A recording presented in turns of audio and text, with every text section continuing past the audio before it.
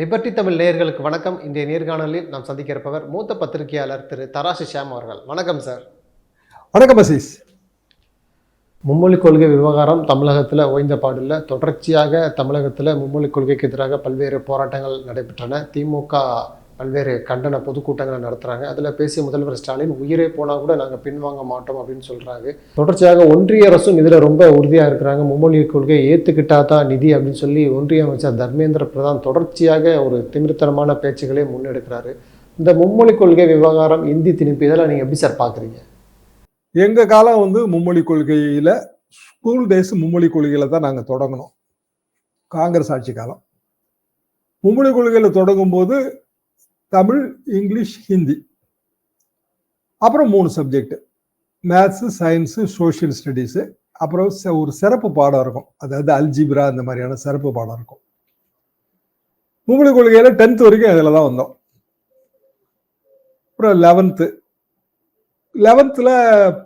ஹிந்தியில் பாஸ் பண்ணணுங்கிற அவசியம் இல்லைங்கிற மாதிரியா ஒரு நெகிழ்வு வந்துருச்சு. அப்போ நேச்சுரலாக உங்களுக்கே தெரியும், யாரும் படிக்க மாட்டாங்க. அதுக்கு முன்னதாக ஆரம்ப பள்ளி நான் படித்த இஸ்லாமிய பள்ளி. அந்த இஸ்லாமிய பள்ளியில் அந்த ஊருக்கு ஒரு ஈஸ்வரன் ஒரு கேரளாவை சேர்ந்த ஒரு ஹிந்தி டீச்சர் பிழைப்புக்கு வழி தேடி வந்தவர். இப்போ ஸ்கூலை அப்ரோச் பண்ணி நான் ஹிந்தி சொல்லிக் கொடுக்குறேங்க. அதாவது அப்போதான் எங்களுக்கு தெரியும், தட்சின் பாரத் ஹிந்தி பிரச்சார சபான்னு ஒன்று இருக்கு. ஹிந்தியில் பல நிலை தேர்வுகள் இருக்கு. பிராத்மிக், மத்தியமா, ராஷ்டிர பாஷா, பிரவேஷிகா, விஷாரத், பூர்வாரத், விஷாரத், உதராரத், பிரவீன், இப்படி 7 நிலை தேர்வுகள் இருக்கு. இதெல்லாம் கிராமம், ரொம்ப கிராமங்க. நான் சொல்றது 60க்கு முன்னாடி கூட. அப்போ கரண்ட் கிடையாது ஊர்ல. அதாவது பாதி ஊருக்கு கரண்ட் உண்டு, மீதி ஊர்ல கிடையாது. எங்க வீட்டுலாம் கரண்ட் இல்லாத போது ஸ்கூல்ல போய் தான் நைட்டு படுத்து படிக்கிறது. படிச்சுட்டு சில நேரங்களில் 9 மணிக்கு திரும்பிடலாம் வீட்டுக்கு. நைட் ஸ்டடின்னு பேர். நைட் ஸ்டடியில் டார்ச்சர் என்னன்னா, பாடம் எடுக்கிறேன்னு சொல்லி டீச்சர்களை அங்கேயும் சேருவாங்க. என்ன பண்றது, இந்த டார்ச்சர்ல இருந்து எப்படி தப்பிக்கிறதுன்னு பார்க்கும்போது ஈஸ்வர சார் ஹிந்தி சொல்லி கொடுக்குறேன், சாயந்தரம் ஹிந்தி சொல்லி கொடுக்குறேன்னு பெரிய ஆறுதலா இருந்துச்சு. என்னன்னா, இந்த டார்ச்சர்ல இருந்து தப்பிச்சிடலான்னு பல பேர் அதில் போய் சேர்ந்தாங்க. நானும் ஒருத்தன். சில பேர் படிச்சாங்க, நானும் ஒருத்தன். கிட்டத்தட்ட 6 நிலை தேர்வையுமே எழுதிட்டேன். இப்போ 9th ஸ்டாண்டர்டுக்குள்ளே எழுதி முடிச்சாச்சு. அதுக்கு பிறகு 10th 11th காலேஜ் வரும்போது ஹிந்தி திணிப்பு எதிர்ப்பு போராட்டம். அதனால புரிஞ்சுக்கணுங்கிறதுக்காக தான் நான் இவ்வளவு விளக்கமா சொல்றேன். ஹிந்தி எதிர்ப்பு போராட்டம் கிடையாது, ஏன்னா முக்கால்வாசி பேர் ஹிந்தி படிச்சிருப்பாங்க.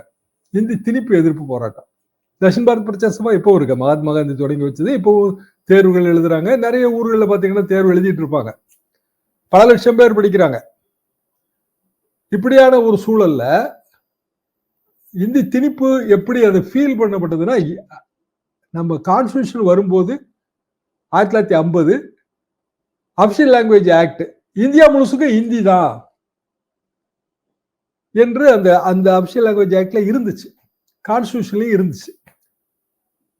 கான்ஸ்டிடியூஷன்ல 15 வருஷம் இங்கிலீஷ் தொடரும் அப்படின்னு கான்ஸ்டிடியூஷன் சொல்லிட்டு, அந்த தேதி 1965 ஜனவரி 26 முதல் ஹிந்தி மட்டும்தான் என்று முடிவாகி கான்ஸ்டிடியூஷன்ல இருக்கு. இன்னைக்கு பழைய கான்ஸ்டிடியூஷன் எடுத்து பார்த்தீங்கன்னா இருக்கும். அப்போ ஜவஹர்லால் நேரு பிரதமர். அவர் நம்ம இந்தி எதிர்ப்பு போராட்டத்தோட வரலாறு 1937 இருந்து, அதாவது திமுக எல்லாம் தோன்றதுக்கு 12 வருஷத்துக்கு முன்னாடி.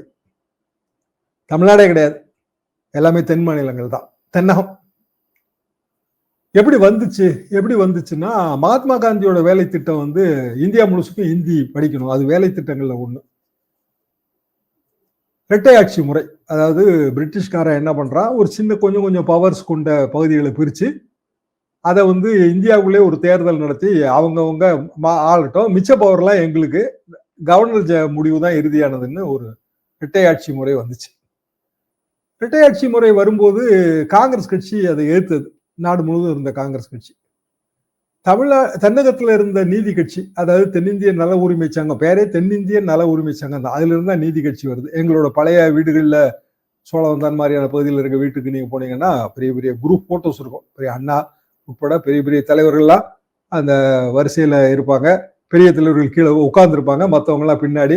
சின்ன எங்க தாத்தாலாம் சின்ன பிள்ளையா வந்து முன்னாடி உட்கார்ந்துருப்பார், பின்னாடி வந்து தராசு சின்னம் போட்ட நீதி கட்சி கொடி இருக்கும். இதெல்லாம் 35 காலகட்ட போட்டோகள்.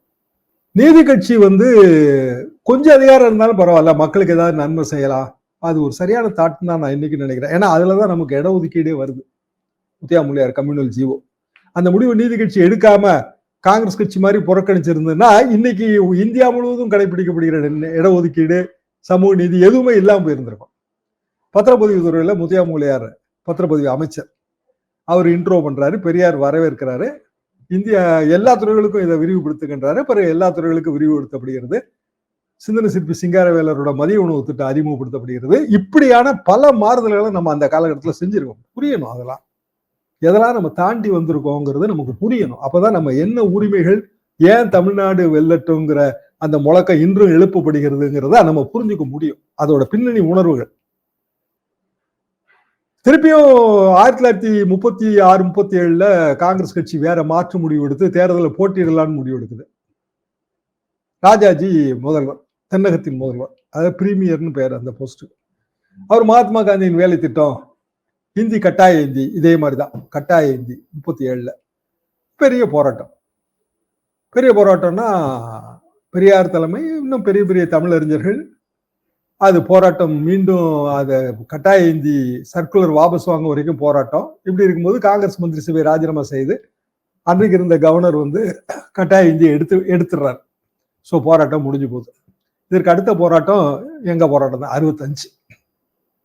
65க்கு முன்னாடி பல சம்பவங்கள். கொஞ்சம் கொஞ்சமா ஹிந்தி வர ஆரம்பிச்சிருச்சு, மணியாடர் ஃபாரத்தில் ஹிந்தி வந்துருச்சு. இப்படி கொஞ்சம் கொஞ்சமா வர ஆரம்பிக்கும் போது இது எப்படி விடக்கூடாது அப்படிங்கிற ஒரு முடிவு எடுக்கிறோம். அப்போ தமிழ்நாடுலாம் தனி மாநிலம் ஆயிடுச்சு. அப்போ ஒரு மாணவர் சங்கம், மாணவர் அமைப்பு, இந்தி வல்லாண்மை எதிர்ப்பு குழு, ரொம்ப பெரியவங்களாம், சசிகலா அம்மாவோட கணவர் நடராஜ அண்ணன், அவர் தஞ்சாவூர் சரபோஜி காலேஜ் சீனியர், அவர்லாம் பெரிய தலகர்த்தர் காளிமுத்து அண்ணன், விருதுநகர் பே சீனிவாசன், கருப்பு மலர்கள் காமராஜ், ஏகப்பட்ட பேரை நீங்க சொல்லலாங்க. அவங்க திமுக அரசியல் இருந்திருப்பாங்க, நான் அதை குறை சொல்லல. ஆனால் இந்தி வல்லாண்மை எதிர்ப்பு குழு மாணவர்கள் ஏற்படுத்தின அமைப்பு தான். எப்போ போராட்டம் அப்படின்னா, அண்ணா அறிவிச்சாரு 26ஆம் தேதி ஜனவரி 26, 1965 கருப்பு கொடி ஏற்றணும் வீட்டுலன்னு. கருப்பு கொடி ஏத்துறதுல வந்து திரைப்படத்துறையில இருந்து ஆதரவு கிடைச்சது வந்து SSR மட்டும்தான். எம்ஜிஆர் அவர்களிடம் இருந்து ஆதரவு கிடைக்கல. எங்களுக்கு ரொம்ப வருத்தம் அது. அவரு அப்போ கோவா ஷூட்டிங் போயிட்டாரு. நான் ஷூட்டிங் முன்னாடியே கமிட் பண்ணிட்டேன், என்னால் வர முடியலன்ட்டாரு. ரொம்ப பெரிய அளவுக்கான ஒரு அதிருப்தியை வந்து எங்க மத்தியில் அதை ஏற்படுத்திச்சுங்க. வரலாறு, இதெல்லாம் வரலாறு மறைக்கக்கூடாது, நம்ம பதிவு பண்ணணுங்கிறது தான் சொல்றேன். நான் எம்ஜிஆர் மன்றத்துலலாம் இருந்தேன், இன்றைக்கும் கூட எம்ஜிஆர் பத்திரிகையில் தான் பணியாற்றினேன். ஆனாலும் இது வரலாறு. அப்போ 65 ஜனவரி 26 கருப்பு கொடி ஏத்துற போராட்டம் மதுரையில மட்டும் என்ன ஆச்சுன்னா, ஒரு நாள் முந்திய ஆரம்பிச்சிருச்சு. காங்கிரஸ்காரங்க எங்களுக்கு கொஞ்சம் பேரை அடிச்சு விட்டாங்க.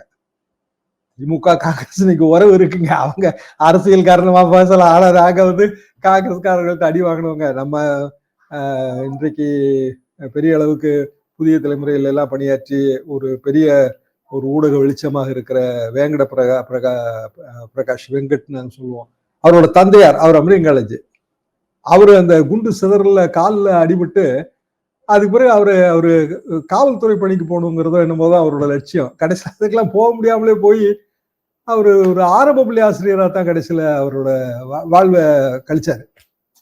இப்போ இருக்காரு. சில நேரங்களில் எப்போ நான் போன்ல பேசுவேன். எதுக்காக நான் சொல்ல வரேன்னா, இப்படி எத்தனையோ பேர் வந்து அதுல வந்து பல பேர் வந்து வாழ்க்கையை இழந்திருக்கோம்.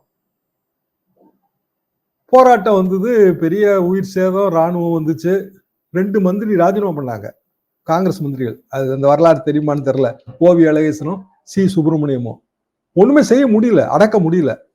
முன்னதாக ஒரு முக்கியமான விஷயம் நடந்தது என்னன்னா, 57 கடைசியில ஜவஹர்லால் நேரு இந்த மாதிரி ஒரே ஹிந்தி இதெல்லாம் மொழி பிரச்சனை எல்லாம் தமிழ்நாட்டில் வருது, தமிழர்கள் வந்து நான்சென்ஸ், அவங்க வந்து நாடு கடத்தணும், அவங்கள யூசோ கடுமையா நாடு கடத்தணும் வந்து எல்லாம்.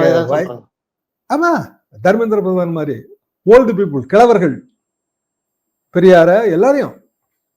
அப்போ உடனே திமுக 57 நார்வேல ஒரு பொதுக்குழு, அதுல தீர்மானம் போட்டு 58 ஜனவரி நேருவுக்கு கருப்பு கொடி. இங்க வராரு பிரதமர் நேரு. எதுக்கு? சாதாரண விஷயமாங்க அந்த காலத்துல, எவ்வளவு பெரிய ஆளு அவரு. காமராஜர் முதல்வர், கருப்பு கொடி எல்லாரையும் கைது பண்ணியாச்சு. எம்ஜிஆர் எஸ்எஸ்ஆர்லாம் வந்து 5 நாள் சிறைவாசம் கைது பண்ணி கருப்பு கொடி எப்படியோ காட்டிட்டாங்க. அதாவது தலைவர்கள் கைது பண்ண பிறகு கருப்பு கொடி ஆர்ப்பாட்டம் தொடர்ந்தது. திமுகவுக்கு 15 எம்எல்ஏ இப்போ. அப்புறம் நேரு வந்து கொஞ்சம் மனம் மாறினார். 63 என்ன சொன்னார்னா 63 62ல இந்தி பேசாத மாநிலங்கள் விரும்பும் வரை ஆங்கிலம் நீடிக்கும்னார். ஆனாலும் லால் பகதூர் சாஸ்திரி வரும்போது இல்ல 65 கான்ஸ்டியூஷன் இருக்கிறது, அதனால 65 ஜனவரி 26ல இருந்து இந்தி மட்டும்தான். அப்ப இந்தி மட்டும்தாங்கிறத எழுத்த போராட்டம். அதுக்கு பிறகு லால் பகதூர் சாஸ்திரி கொஞ்சம் பின்வாங்கி இல்ல நேருவின் உறுதிமொழியே சட்டமாகிறது அப்படிங்கிற ரீதியில சொல்லிட்டாரு. இப்படியே முடிஞ்சு போச்சு. 67 திமுக ஆட்சி வந்துருச்சு. திமுக ஆட்சி வந்த உடனே ஒன்றும் பெருசா நடக்கலைங்க. அபிஷியல் லாங்குவேஜ் ஆக்டை திருப்பி பார்லிமெண்ட்ல கொண்டு வராங்க. அதுல இந்தி மட்டும்தான் இருக்கு. திருப்பி போராட்டம். திமுக ஆட்சியில அண்ணா இருக்காரு முதல்வர். எங்க வேளாண்மை கல்லூரியில தனித்தமிழ்நாடு கட்டு கொடி ஏற்றிட்டோம். கோவை வேளாண்மை கல்லூரியில அண்ணா பதறி போய் பேசுறாரு.